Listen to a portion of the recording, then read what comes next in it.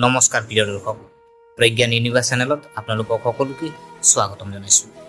প্ৰিয় দৰ্শক, আগষ্ট 2024 মাহটো মকৰ ৰাশিৰ জাতক জাতিকাসকলৰ জীৱনত এক ডাঙৰ পৰিৱৰ্তনৰ সূচনা কৰিব পাৰে। বহুদিন ধৰি যি কামত বাধা আহি আছিল সেই বাধা আঁতৰিব পাৰে। ধন সম্পদ, চাকৰি, ব্যৱসায়, মান সন্মান আৰু ভাগ্য জীৱনৰ বহু গুৰুত্বপূৰ্ণ ক্ষেত্ৰত ইতিবাচক পৰিৱৰ্তনৰ যুগ দেখা গৈছে। এই মাহত বুধাদিত্য ৰাজযোগ, গজকেশৰী ৰাজযোগ, মহালক্ষ্মী ৰাজযোগ আৰু হংস ৰাজযোগৰ দৰে শুভ যুগসমূহে আপোনাৰ ভাগ্য উজ্জ্বল কৰাৰ শক্তিশালী সংকেত দিছে। আনহাতে শুক্ৰ, মংগল, বুধ আৰু সূৰ্যৰ গোচৰে জীৱনত কিছুমান ডাঙৰ সিদ্ধান্ত ল'বলৈ প্ৰেৰণা দিব। কিন্তু এই মাহত সকলো সময় একে ধৰণে নাথাকিব। কিছুমান ক্ষেত্ৰত সাৱধানতা, ধৈৰ্য, বুদ্ধিমত্তাৰে আগবাঢ়িলেও আপুনি ডাঙৰ সফলতা লাভ কৰিব পাৰিব। তেন্তে আগষ্ট মাহত চাকৰি, ব্যৱসায়, ধন সম্পদ, স্বাস্থ্য, প্ৰেম, বিবাহিত জীৱন আৰু পাৰিবাৰিক সুখ শান্তিৰ ক্ষেত্ৰত মকৰ ৰাশিৰ বাবে কি কি বিশেষ ঘটনা ঘটিব, কোন তাৰিখৰ পৰা সলনি হ'ব আপোনাৰ ভাগ্য আৰু কি কৰিলে এই শুভ যুগসমূহৰ সম্পূৰ্ণ লাভ পাব, এই সকলো কথা আজিৰ ভিডিঅ'টোত আমি বিস্তৃতভাৱে আলোচনা কৰিম। গতিকে ভিডিঅ'টো শেষলৈকে নিশ্চয় চাওক, কাৰণ যদি আপুনি এতিয়াও আমাৰ চেনেলটো ছাবস্ক্ৰাইব কৰা নাই তেন্তে এতিয়াই ছাবস্ক্ৰাইব কৰি কাষৰ বেল আইকনটো টিপি দিয়ক, যাতে জ্যোতিষ, ৰাশিফল আৰু ধৰ্মীয় বিষয়ে প্ৰতিটো নতুন ভিডিঅ' সৰ্বপ্ৰথমে আপোনালোকৰ ওচৰলৈ আহি পৰে। প্ৰিয় দৰ্শক, আহোঁ এতিয়া আৰম্ভ কৰোঁ আগষ্ট 2024 মাহৰ সম্পূৰ্ণ মকৰ ৰাশিফল। আগষ্ট মাহৰ আৰম্ভণিৰে মকৰ ৰাশিৰ জাতক জাতিকাসকলৰ বাবে ভাগ্যৰ দুৱাৰ ক্ৰমান্বয়ে মুকলি হ'বলৈ আৰম্ভ কৰিব। মাহৰ প্ৰথম দিনাই অৰ্থাৎ 1 আগষ্টত শুক্ৰ কন্যা ৰাশিত প্ৰৱেশ কৰিব।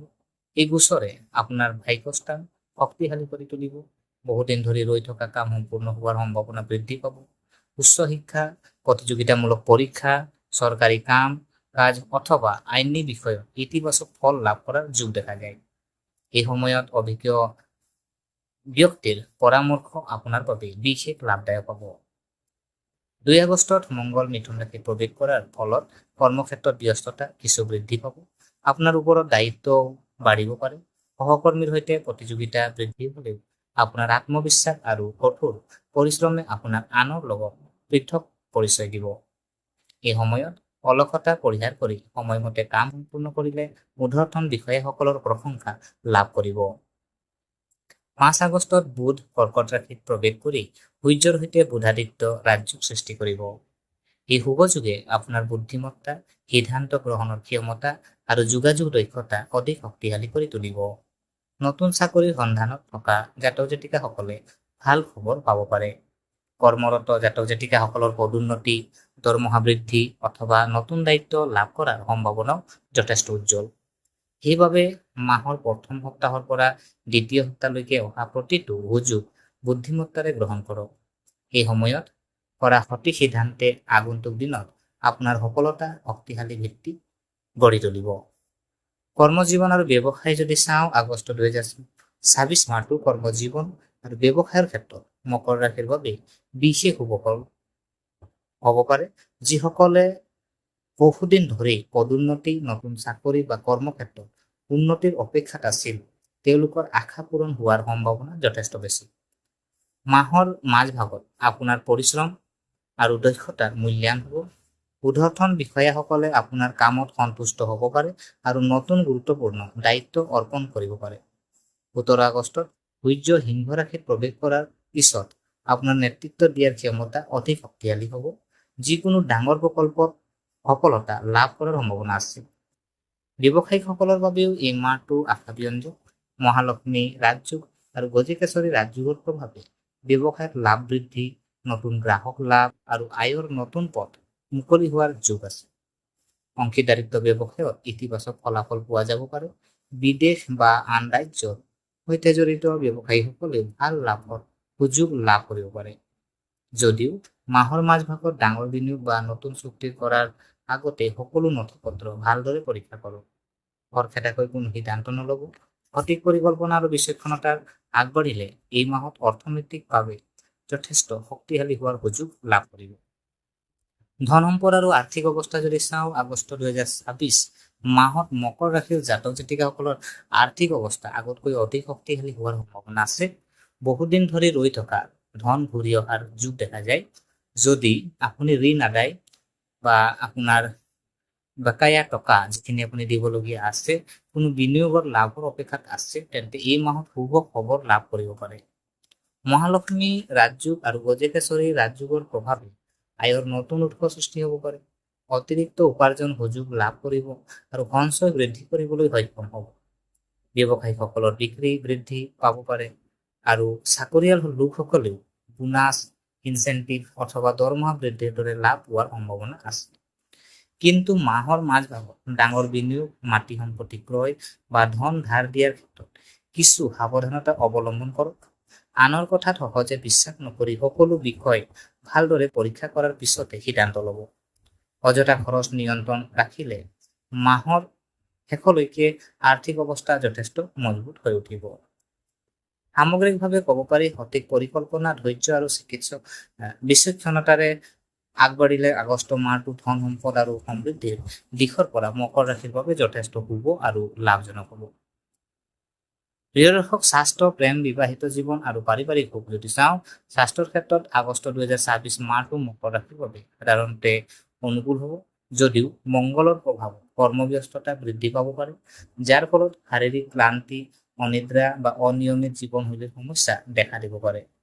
বিশেষকৈ পেট আৰু হজমৰ সৈতে জড়িত সৰু সুৰা অসুবিধাৰ পৰা বাচিবলৈ সময়মতে আহাৰ গ্ৰহণ কৰক আৰু পৰ্যাপ্ত পানী পান কৰক।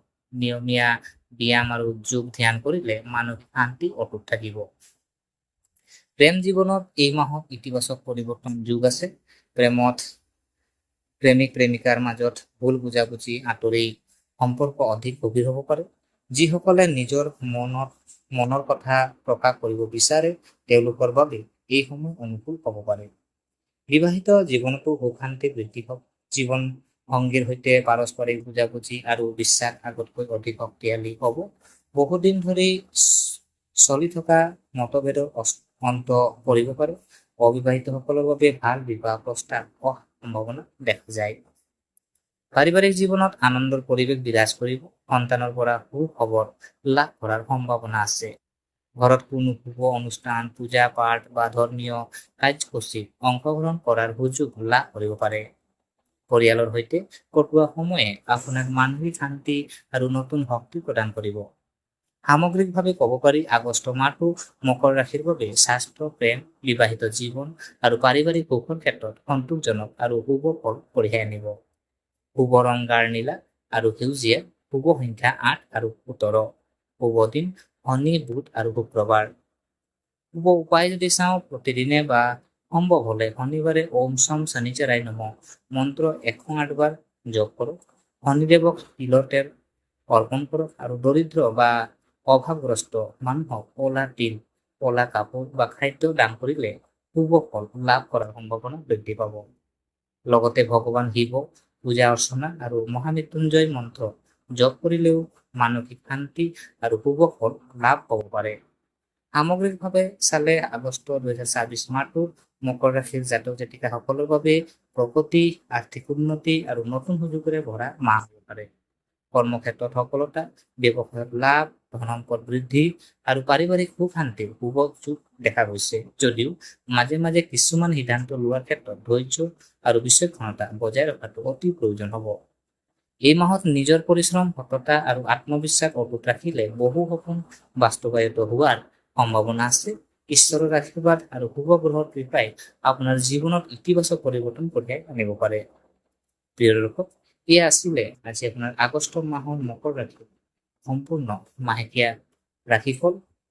গতিকে ভিডিঅ'টো যদি আপোনালোকক ভাল লাগিলে তেন্তে এটা লাইক কৰিব, আপোনাৰ বন্ধু বান্ধৱ আৰু আত্মীয়সকলৰ সৈতে শ্বেয়াৰ কৰক আৰু আমাৰ চেনেলত নতুন হলে অৱশ্যেই ছাবস্ক্ৰাইব কৰি কাষৰ বেল আইকনটো টিপি দিব, যাতে আগন্তুক সকলো ৰাশিফল আৰু জ্যোতিষীয় সম্পৰ্কীয় ভিডিঅ' সৰ্বপ্ৰথমে লাভ কৰিব পাৰে। আৰু পাৰিলে কমেণ্ট বক্সত হৰ হৰ মহাদেৱ কমেণ্ট এটা কৰি আমাক উৎসাহিত কৰিব বুলি আশা থাকিলে পুনৰ লগ পোৱাৰ প্ৰতিশ্ৰুতিৰে আজি বিদায় মাগিলো। ধন্যবাদ। জয় মহাদেৱ, জয় শনিদেৱ।